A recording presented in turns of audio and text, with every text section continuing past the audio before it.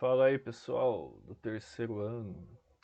Bom, vamos lá na semana 1 e 2 aqui do PET 6 para a gente começar aqui. E vou ver se nesse final de semana eu já gravo para vocês a semana 3 e 4. Mas eu vou ter que trabalhar nas eleições, então não vou garantir nada. Então lá pela semana que vem eu já gravo o resto para vocês, beleza? Então vamos lá. Primeira semana aqui, expansão de fronteiras do mundo do trabalho, o mundo trabalho de deslocamentos populacionais, então a habilidade que vocês têm que desenvolver: produzir texto analítico relacionado ao tráfego negro e capital mercantil, analisar a dinâmica das sociabilidades do hibridismo cultural da América Portuguesa. Isso aqui, hibridismo cultural, está relacionado aos... Vou colocar assim os três fatores da miscigenação populacional do Brasil. Então são os indígenas, escravos e europeus, né? Os indígenas, os pretos e os europeus. Então era a miscigenação entre os escravos negros, entre os indígenas e os europeus que povoaram aqui a América, né? Então vamos lá. Aqui tem um texto, né, falando sobre o tráfico negreiro, que visa o mercantilismo. Bom, o mercantilismo é um modelo econômico que visa, obviamente, o lucro. Só que esse lucro se dava como? Com relações coloniais, certo? Então, no caso, Portugal tendo a colônia aqui, o Brasil, os ingleses, a colônia lá nos Estados Unidos, assim vai. Então, relações coloniais, também relativos à escravidão, certo? E o acúmulo de metais e pedras preciosas, certo? Então, o mercantilismo se baseia nisso aqui: relações coloniais, escravidão, acúmulo de metais e pedras preciosas, certo? No texto aqui ele está explicando melhor, tá? Isso aqui é só uma revisãozinha para vocês entenderem o que está falando. Qual é a relação do mercantilismo com o tráfico negreiro? Bom, o que acontece é o seguinte: como na América haviam os indígenas, aqui então eles foram os primeiros escravizados.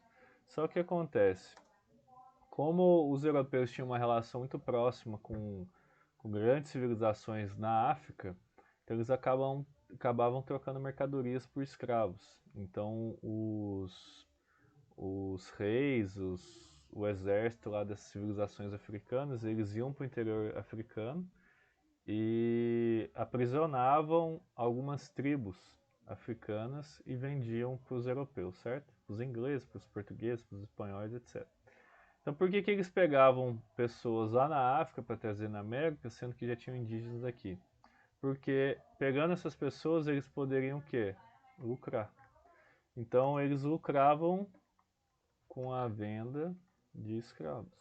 Então a pessoa que era escravizada era tratada como uma mercadoria.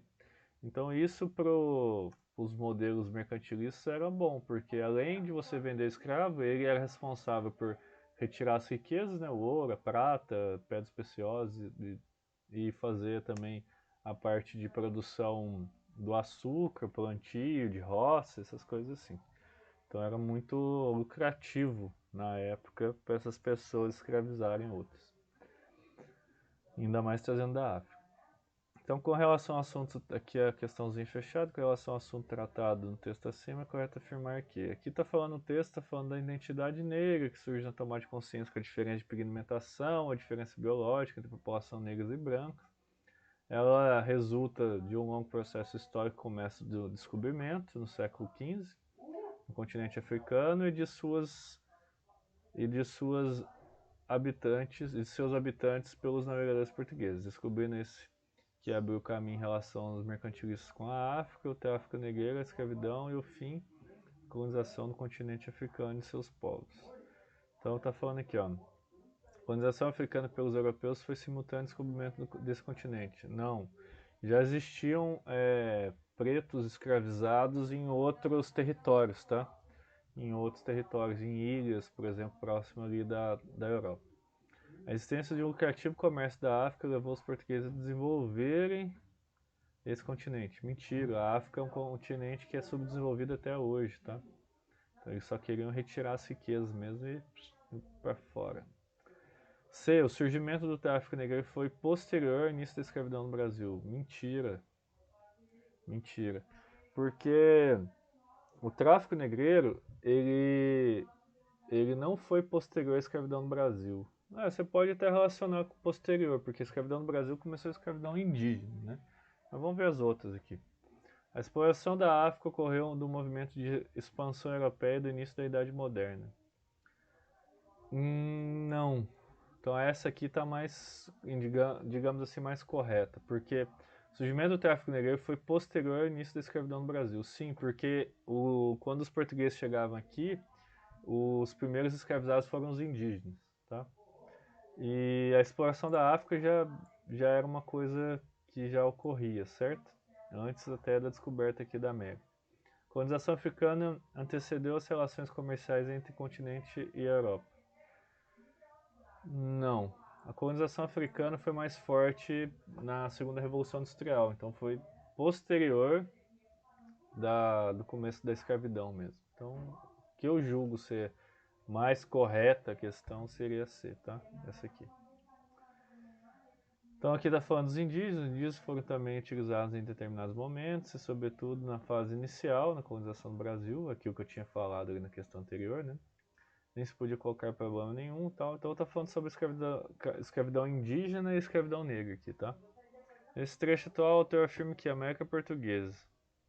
Vamos lá. Os escravos indígenas eram de mais fácil obtenção do que os de origem africana, e por isso a metrópole optou pelo seu uso dos primeiros, já que eram mais produtivos e rentáveis. Isso aqui é mentira. Não tem como comparar, tá? Então isso aqui é mentira. Se um escravo é melhor que o outro, não tem como comparar a mão de obra. Os escravos africanos aceitavam melhor trabalho duro dos canaviais do que os indígenas, o que justificava o empenho de comerciantes metropolitanos em gastar mais para obtenção na África do que trabalhadores. Isso também já caiu por terra, tá? Isso aqui não é verdade. Se a questão, eu vou ver as outras alternativas, mas se a questão falar que não tem outra correta aqui, isso aqui é bem refutável, tá? Não tá certo não. O comércio negreiro só pôde prosperar porque alguns mercadores metropolitanos se preocupavam com as condições de vida dos habitantes africanos. Mentira, eles não se preocupavam com condições de vida dos africanos. A rentabilidade propiciada pelo emprego de mão de obra indígena contribuiu decisivamente para que, a partir de certo momento, também escravos africanos fossem empregados na lavoura, o que resultou em um lucrativo comércio de pessoas. Em parte está certo. Vamos para a próxima. O principal motivo da adoção da mão de obra de origem africana era o fato de que esta precisava de ser transportada de outro continente, o que implicava na abertura de um rentável comércio para a metrópole que se articulava perfeitamente a estrutura da colonização. Perfeito, essa aqui. As outras têm alguns problemas de formulação, tá? Então, aí é aqui que eu considero que esteja mais dentro desse tema que estava comentando, beleza? Que está falando da substituição da escravidão indígena para a negra. Semana 2. Vamos lá para as questões. Aqui está processo de industrialização, né? As máquinas e tudo mais. Então vamos lá. Então aqui está falando, ó. Os cercamentos do século XVIII podem ser considerados como síntese das transformações que levaram à consolidação do capitalismo na Inglaterra. Em primeiro lugar, porque a sua especialização exigiu uma articulação fundamental com o mercado. Como se concentravam na cidade de produção de lã, a realização da renda dependeu dos mercados, de novas tecnologias de beneficiamento do produto e de emprego de novos tipos de ovelhas. Em segundo lugar, concentrou-se na inter-relação do campo com a cidade. Num primeiro momento, também se vinculou à liberação de mão de obra. Então, outras consequências dos mercados que teriam contribuído para a Revolução Industrial na Inglaterra foi aumento do consumo interno, congelamento do salário mínimo, fortalecimento dos sindicatos proletários, enfraquecimento da burguesia industrial, desmembramento das propriedades improdutivas. Bom, isso aqui, outras consequências dos cercamentos que teriam contribuído para a Revolução. Fortalecimento dos sindicatos, enfraquecimento da burguesia, desmembramento das propriedades improdutivas. Bom, aumento do mercado interno, com certeza.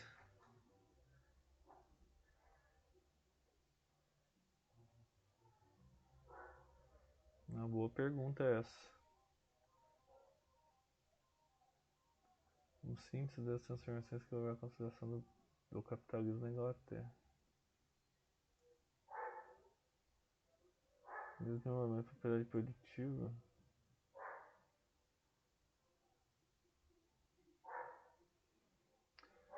Pode ser considerado o aumento do consumo interno, mas eu não sei se o congelamento do salário mínimo foi feito na época. Acho que nem existia salário mínimo, era trabalho por hora, né? Fortalecimento dos sindicatos proprietários de proletários não é. Enfraquecimento da burguesia industrial não é. Desenvolvimento de propriedades improdutivas também eu acho que não é. É aumento do consumo interno, eu acho. Porque a população aumentou muito nas cidades, né? Então aumentou muito o consumo da galera. Mas eu não acho tão certo você falar isso também não, viu? Então deixa essa questão aí. Que a industrialização garantiu às nações? Bom, as nações, vamos lá, vamos separar duas nações. As nações industriais garantiu o quê? O enriquecimento da burguesia, tá? E obviamente as condições precárias de trabalho. Agora as nações não industriais representou o quê? Representou só a parte de, tipo, aumento das importações e o empobrecimento. Porque normalmente eles eram colônias, né? Então, eles tinham que dar matéria-prima. Então, por exemplo, o Brasil, vamos supor, os Estados Unidos mais, né? Eles produziam algodão, vendiam esse algodão bem barato para a Inglaterra fazia roupa e vendia bem caro para os americanos. Então, você vê que é uma relação assim que não era boa, né? Para esses países que não eram industrializados. Mas vendo a parte boa, entre aspas, né? O aumento da produção,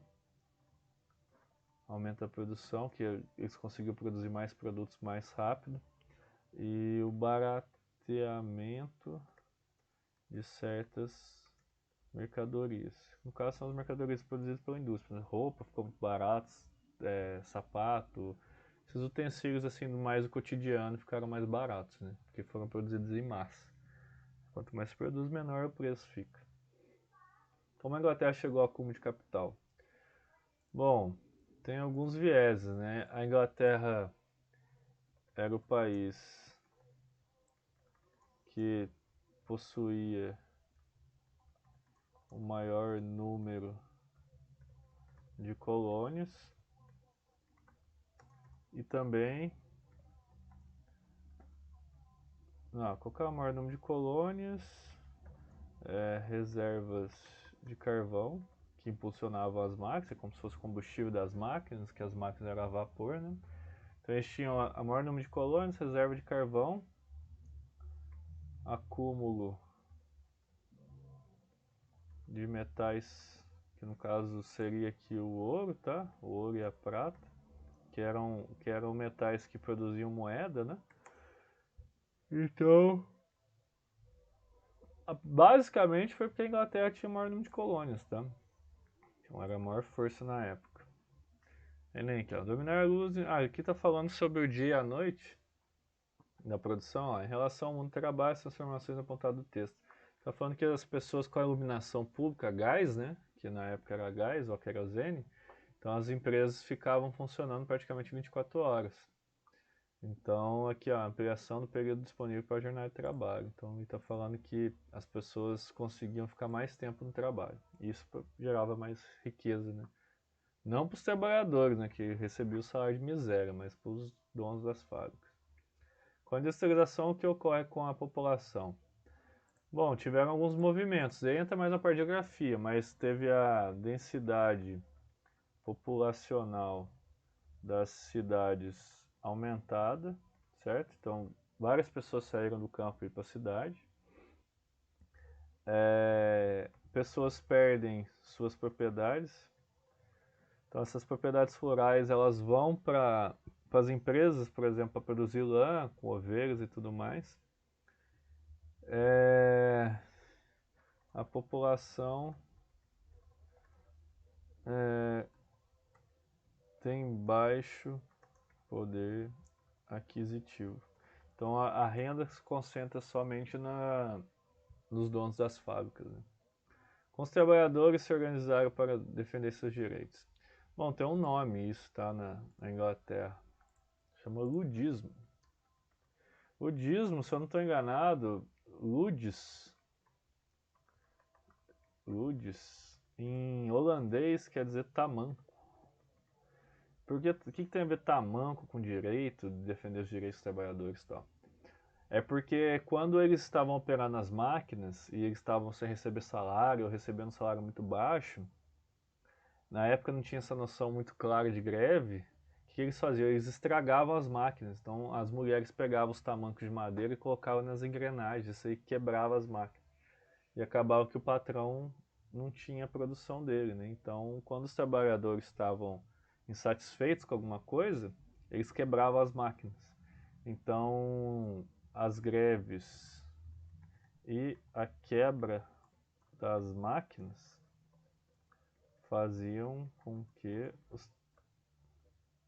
os trabalhadores conquistassem alguns direitos. Tipo, conquistassem algumas regalias, né? Regalias, digamos assim, né? Menor jornada de trabalho, melhor salário, etc. E é isso aí, já vai para a semana 3 aqui. Caso vocês fiquem com dúvidas, só lembrando que isso aqui não são as respostas, tá? Só para vocês terem uma ideia aí de como responder. E quem já respondeu de corrigir para ver se está certinho, porque eu não tenho como eu corrigir semanalmente, sei lá, 360 alunos por semana, toda semana. A mesma coisa que se eu aplicasse para vocês uma prova toda semana. Então é mais para ajudar vocês aí, certo? Então caso vocês fiquem com alguma dúvida e tal, é só mandar uma mensagem para no WhatsApp. Beleza? Então, até a próxima semana aí, galera.